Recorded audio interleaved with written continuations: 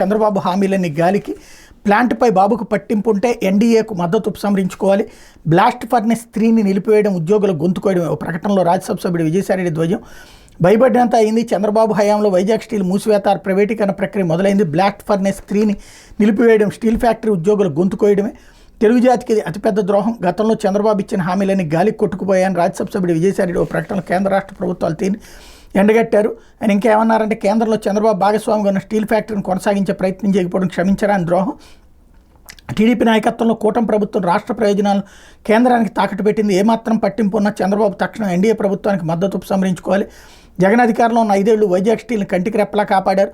మూతవేయడమే పరిష్కారం కాదని అనేక సార్లు చెప్పారు. స్టీల్ ఫ్యాక్టరీని స్టీల్ అథారిటీ ఆఫ్ ఇండియాలో కానీ ఎన్ఎండీసీలో కానీ విలీనం చేసి ఇనప ఖనిజ గనులు కేటాయిస్తే లాభాల్లోకి తీసుకురావచ్చని సూచించారు. 5 ఏళ్లుగా మౌనంగా ఉన్న కేంద్రం ఇప్పుడు హఠాత్తుగా మూసివేతకు సాహసం చేస్తుందంటే చంద్రబాబు స్వప్రయోజనాలు, ఆయన వైఖరే కారణం అనడంలో సందేహం లేదు.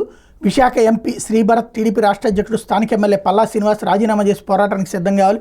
ఉత్తరాంధ్ర తలను నరకడంగా భావించే ఈ దుర్మార్గాన్ని ప్రజలంతా ఎండగట్టాలి.